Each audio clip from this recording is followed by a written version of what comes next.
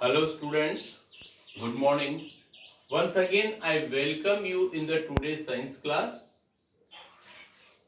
But at today's new topic, that is the process of nutrition. मतलब आज का अपना जो टॉपिक होगा वो होगा बेटा न्यूट्रिशन एक्चुअल में होता क्या, कैसे होता है, प्रोसेस ऑफ न्यूट्रिशन। हम आपको बता दें इसमें the process of obtaining food, digestion, absorption and utilization of food by the body is called nutrition। मतलब जो भी आप फूड, कोई भी लिविंग बॉडी फूड जो अंदर लेता है उसका डाइजेशन होता है, एब्जॉर्प्शन होता है और फिर यूटिलाइजेशन होता है बाय द बॉडी, तो उस पूरे प्रोसेस को कहा जाएगा न्यूट्रिशन। न्यूट्रिशन का मीन्स होता है नरिशमेंट। और यहां पर कुछ अलग अलग पॉइंट्स दे रखे हैं आपको। फर्स्ट मतलब स्टेप्स ऑफ न्यूट्रिशन, जो प्रोसेज ऑफ न्यूट्रिशन होगा उसमें कौन कौन से प्रोसेज होंगे। Please remember there are 5 steps. First number ingestion, second digestion, third absorption, fourth assimilation और फिफ्थ नंबर इजेशन। ये सारे पॉइंट्स 5 मिलकर के और प्रोसेज ऑफ न्यूट्रिशन को कंप्लीट करते हैं। इसमें फर्स्ट नंबर बेटा इंजेशन में क्या होता है, देखिए अब the taking in of the food, the taking in of the food inside the body, inside the body is called ingestion, is called ingestion। मतलब अपने अभी पिछले वाले वीडियो में जो पढ़ा, अलग अलग जो लिविंग बॉडीज होते हैं, स्टारफिश है, फ्रॉग है, बर्ड्स है, वो जिस प्रोसेस से फूड पार्टिकल को या फूड पीस को इनसाइड द बॉडी जो लेते हैं वो प्रोसेस कहलाता है इंजेशन। और in human ingestion take place through the mouth. और ह्यूमन बॉडी के अंदर आपको पता है with the help of hand we are taking the food particle in our mouth, that is mouth is also known as buccal cavity. वो हम बाद में डाइजेशन इन ह्यूमन बीइंग में अलग से बात करेंगे। Second point that is the digestion.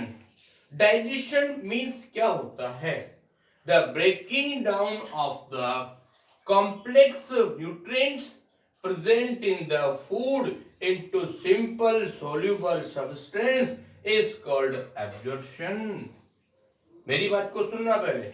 यहां पर फर्स्ट हम डेफिनेशन लिख रहे हैं,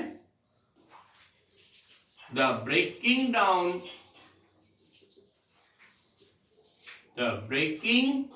down of complex nutrients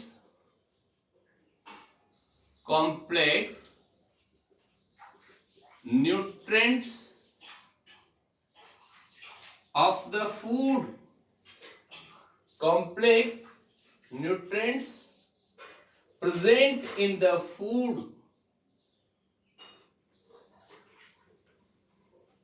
into simpler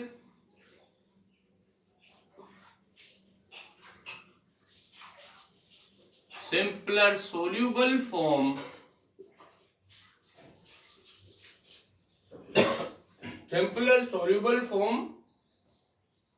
is called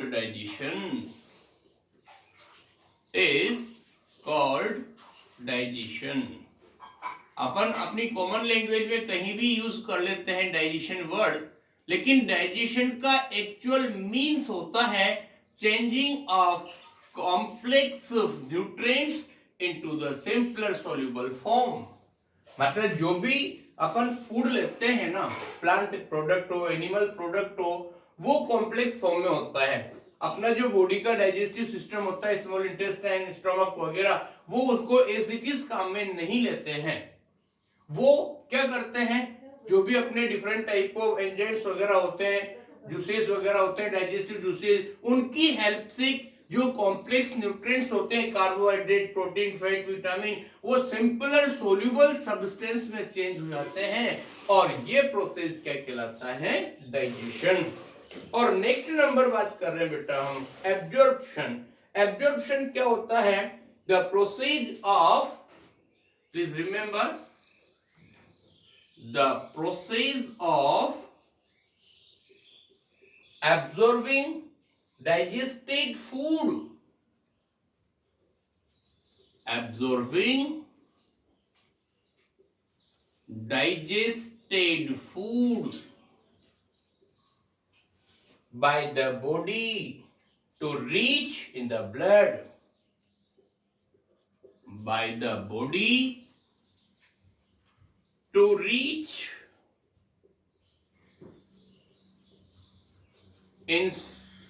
inside the blood, to reach in the blood is called absorption. मतलब कहने का क्या हुआ कि जो भी आपका फूड डाइजेस्ट हुआ, डाइजेस्ट होने के बाद उसका नेक्स्ट स्टेप होता है एब्जॉर्प्शन। एब्जॉर्प्शन की स्टार्टिंग और डाइजेशन का लास्ट एंड स्मॉल इंटेस्टाइन में होता है। तो स्मॉल इंटेस्टाइन में डाइजेशन का एंड होता है और एब्जॉर्प्शन का सारा काम कहाँ होता है? In the small intestine. वहां पर जो भी डाइजेस्टेड फूड था उसके जो सिंपल सोल्यूबल फॉर्म वाले न्यूट्रिएंट्स होते हैं उनको ब्लड वेसल्स अपने अंदर ब्लड में मिक्सअप करके और पूरे बॉडी के अंदर सप्लाई करने का काम करती है। That is the absorption. इतनी बात समझ में आ गई? उसके बाद हम नेक्स्ट बात कर रहे हैं बेटा, दैट इज द एसिमिलेशन। क्या होता है? देखो, utilization of the absorb food material for the process of growth, reproduction और repair by the living organism is known as assimilation. तो हमारे कहने का मीन्स क्या हुआ? Utilization of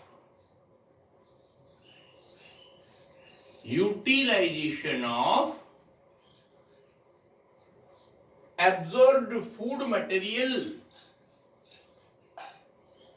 absorbed food material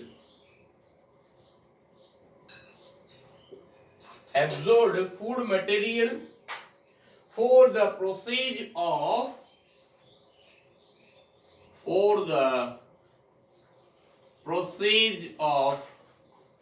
growth, reproduction, repair,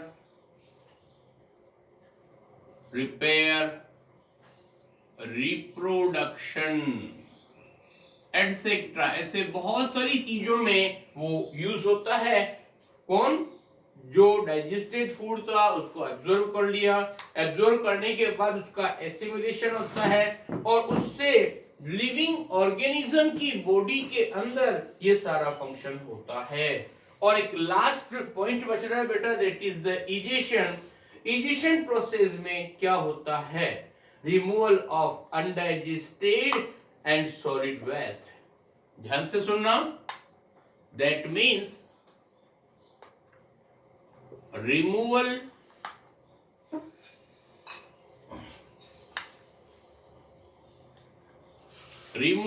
of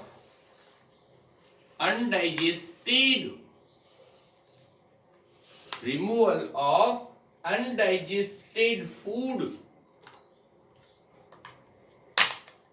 and solid waste, undigested food and solid waste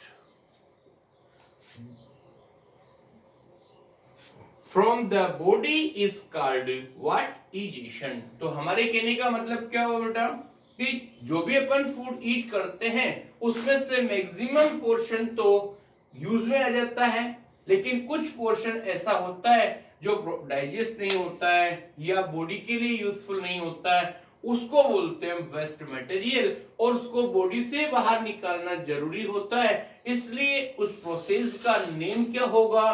that is the egestion. ये तो रही बात आप इसके बारे में। और एक नया टॉपिक हम शुरू कर रहे हैं, that is the nutrition in amoeba. You know unicellular organism name amoeba, it comes in the protozoa group.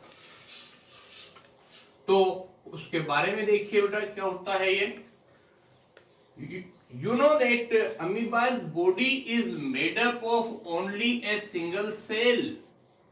It is not seen by the naked eyes.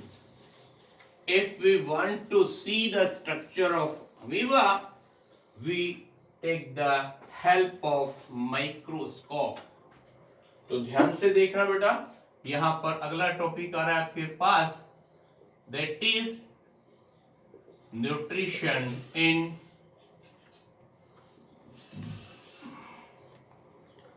amoeba. Please look now what happened. Have you seen amoeba is unicellular organism? तो जितने भी पहले अपन ने steps पढ़े वो सारे के सारे स्टेप्स फॉलो होते हैं।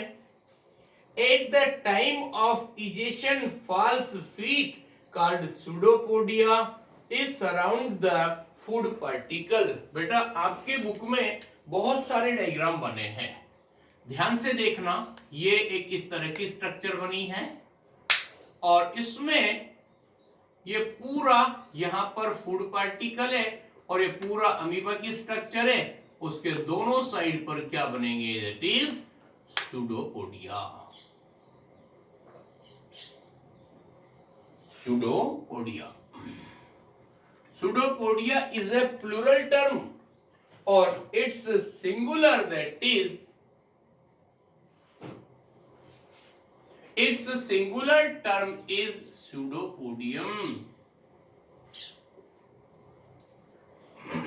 Its singular, that is pseudopodium.